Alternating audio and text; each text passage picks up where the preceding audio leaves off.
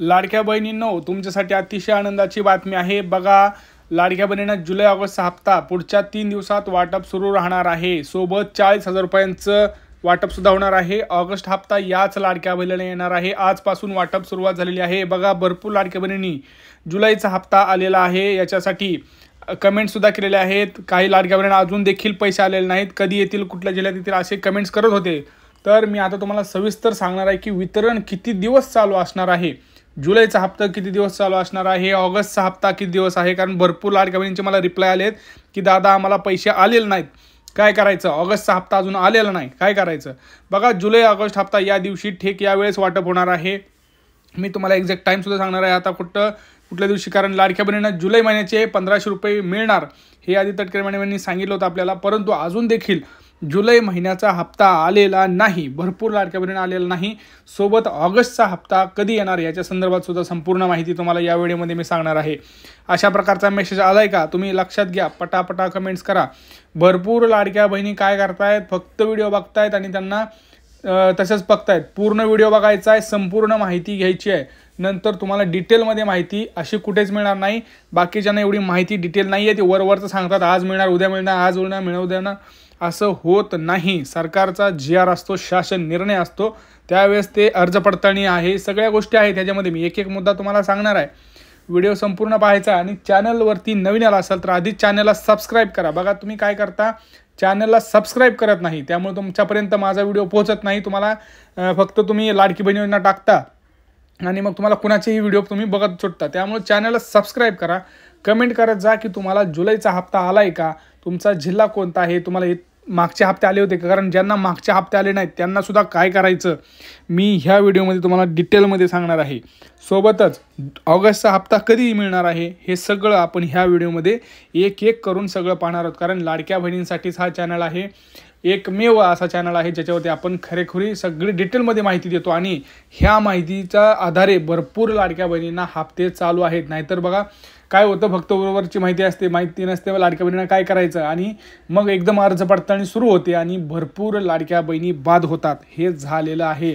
म्हणून भरपूर लाडक्या बहिणींनी मला हे सुद्धा सांगितलं कमेंट्समध्ये की धन्यवाद दादा, तुमच्यामुळं आम्ही KYC केली, तुमच्यामुळं आम्ही डॉक्युमेंट अपडेट केले, हे केलं ते केलं आणि आज आम्हाला हप्ता येत आहे। तर ते ऐकून कुठंतरी बरं वाटतं की एखाद्या दुसऱ्या लाडक्या बहिणीचा जरी हप्ता चालू राहिला तरी आपलं त्याच्यात आलं।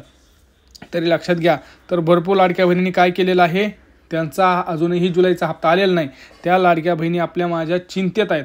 तर त्या लाडक्या बहिणींनी चिंता करायची नाही, टेन्शन घ्यायचं नाही। आता मी सांगतोय काय करायचं आहे, 2 दिवसामध्ये ह्या सगळ्या गोष्टी करायच्या आहेत, आज उद्यामध्ये गोष्टी करायच्या आहेत। बघा, जुलैचं वितरण अजून देखील सुरू आहे, टेन्शन घेऊ नका। अर्ज पडताळणीचे आदेश गेलेले आहेत, अर्ज पडताळणी सुरू आहे। ज्या लाडक्या बहिणींचं सगळं क्लिअर होतं त्यांना हप्ता आलेला आहे। आता तुम्ही म्हणाल माझं सगळं क्लिअर आहे, अजूनही हप्ता आलेला नाही, टेन्शन घेऊ नका, तुमचं नाव उशिरा यादीत आलेलं आहे, तुम्हाला देखील पैसे येणार आहेत।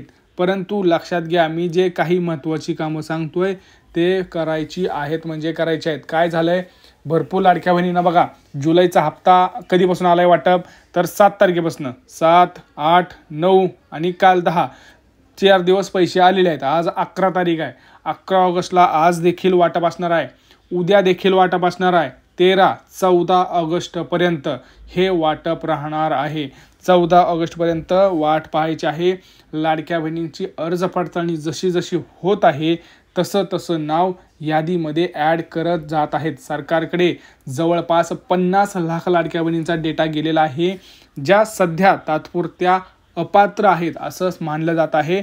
परंतु यावेळेस सुद्धा आपल्याला लाडक्या बहिणींसाठी आधी तटकरे मॅडम यांनी क्लिअर केलेलं आहे की आमच्याकडे जरी डेटा हा आलेला आहे तरी आम्ही ह्यांना काही डायरेक्ट अपात्र असं घोषित करत नाही आहोत, आम्ही ह्यांची व्हेरिफिकेशन, ह्यांची अर्ज पडताळणी करणार आहोत आणि जर पडताळणीमध्ये निदर्शनास आलं की ह्या खरंच अपात्र आहेत तरच ह्या योजनेतून बाहेर जातील, अन्यथा बाहेर जाणार नाहीत। तरी लक्षात घ्या, जरी तुम्ही जुलैचा हप्ता आला नसेल, कदाचित तुमचं नाव अर्ज पडताळणीमध्ये असेल त्यामुळं आलेला नाही, 2 दिवस वाट पहा। त्याच्यामध्ये काय होत आहे, सरकार हळूहळू जे काही हप्त्याचं नियोजन आहे ते करतच आहे, अर्ज पडताळणी साईड बाय साईड चालू आहे, प्रत्येक लाडक्या बहिणींसाठी सरकार हे तत्परतेनं काम करत आहे.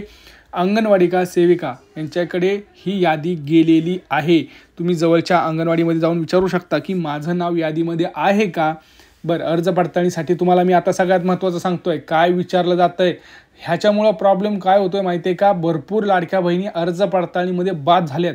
मी जे डॉक्युमेंट सांगतोय, जे कागदपत्र सांगतोय ते फक्त तयार ठेवा मित्रांनो. तुम्हाला काहीच करायची गरज नाही आहे. दुसरं, तुमचं नाव 100% यादीत राहणार म्हणजे राहणार. काय विचारतात, कारण भरपूर लाडक्या बहिणींनी मला स्वतः सांगितलं की आमच्या इथं अर्ज पडताळणीसाठी काय काय मागितलं. लक्षात घ्या, पहिली गोष्ट तुमचं उत्पन्नाचा दाखला, दुसरी गोष्ट तुमचा शाळा सोडल्याचा दाखला, तिसरी गोष्ट जर उत्पन्नाचा दाखला नसेल तर तुमच्याकडचं रेशन कार्ड, चौथी गोष्ट तुमचं आधार कार्ड आणि तुमचा जो काही फॉर्म नंबर आहे तो. ह्या 5 गोष्टी प्रामुख्यानं तुमच्याकडं असणं अतिशय गरजेचं आहे. सगळ्यात महत्त्वाचं, रेशन कार्डची EKYC करणं अतिशय गरजेचं आहे. कारण जर तुमच्याकडं उत्पन्नाचा पुरावा नसेल, उत्पन्नाचा दाखला नसेल तर तुमच्याकडं पिवळं किंवा केशरी रेशन कार्ड असणं अतिशय महत्त्वाचं आहे. कारण सरकार ह्याच्यामध्ये तेच चेक करत आहे की तुमच्याकडं तुमचं उत्पन्न किती आहे वार्षिक. तर ते सरकारला कसं कळतं, जर तुमच्याकडं रेशन कार्ड असेल पिवळं किंवा केशरी किंवा तुमच्याकडे उत्पन्नाचा दाखला असेल तर तुमचा पुरावा काय, रहिवाशीचा म्हणून तुम्ही शाळा सोडल्याचा दाखला हा तुम्ही तिथं दाखवत असता. तिसरी गोष्ट, बँकेसाठी ऑनलाईन पद्धतीने ट्रान्झॅक्शन करण्यासाठी म्हणजेच काय डायरेक्ट DBT करण्यासाठी आधार कार्ड बँकेला जोडलेलं असणं अतिशय महत्त्वाचं आहे. ते सुद्धा सरकार चेक करतं.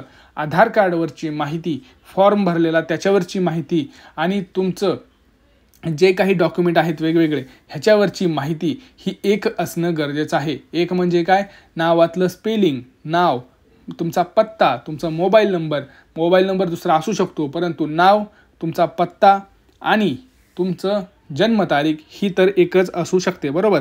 ह्या सगळ्या गोष्टींची सखोल चौकशी केली जाते. लाडक्या बहिणींकडे अंगणवाडी सेविकांकडून ही सखोल चौकशी केली जाते. 4 चाकी वाहन कोणाकडे आहे का ह्याची नोंद असेल तर तुम्हाला डायरेक्ट यादीतून बाहेर काढलं जातं. दुसऱ्या कुठल्या दुबार योजनेचा लाभ घेत असाल तर तुम्हाला एकाच योजनेचा लाभ हा दिला जातो. जर तुम्ही 2.5 लाखापेक्षा जास्त उत्पन्नात आले असाल, अर्ज पडताळणीच्या ह्याच्यात दिसला तुम्हाला की 2.5 लाखांपेक्षा उत्पन्न जास्त झालं आहे, लगेच तुम्हाला तिथून बाहेर काढलं जातं. ज्या लाडक्या बहिणींचं उत्पन्न 2.5 लाखांपेक्षा कमी आहे, ज्या लाडक्या बहिणींकडे पिवळं केशरी रेशन कार्ड आहे, ज्या लाडक्या बहिणीकडे 4 चाकी वाहन नाही, ज्या लाडक्या बहिणीमध्ये कुठेही दुबार योजनेचा लाभ घेत नाही, अशी लाडकी बहीण इथून पुढे योजनेस पात्र राहील, हे असं सरकारचं म्हणणं आहे. हे पहिलंसुद्धा नियम होते परंतु आता ह्याच्याकडे जसं जसं नावं पुढे येत आहेत तशी सखोल चौकशी याच्यामध्ये करत आहेत. याच्यामध्ये बोगस लाभार्थींची संख्या ही दिवसांदिवस वाढत आहे. पुरुष मंडळी देखील लाडक्या बहिणींच्या नावाने याच्यामध्ये अर्ज भरताना सरकारला दिसत आहे. मग ते कुठंतरी चुकीच्या पद्धतीने ह्या योजनेचा लाभ घेतला का हाचा एक प्रश्न आहे. त्यामुळे सरकार याच्यावरती कडक कारवाईसुद्धा करणार आहे. त्यामुळं टेन्शन घेऊ नका, 2-3 दिवस हे वाटप राहणार आहे. त्यानंतर ऑगस्टचा हप्तासुद्धा आपल्याला हा येणार आहे. त्यामुळं टेन्शन घ्यायची गरज नाही. मी जेवढं सांगितलं तेवढं करा. अर्ज पडताळणीमध्ये पास व्हा. 100% दोन्ही हप्ते तुमच्या अकाउंटला पडतील. आता हा व्हिडिओ जास्तीत जास्त शेअर करा, चॅनलला सबस्क्राईब करा, कमेंट्समध्ये सगळं तुमचं काय ते मांडा. भेटूया पुढच्या व्हिडिओमध्ये. जय महाराष्ट्र.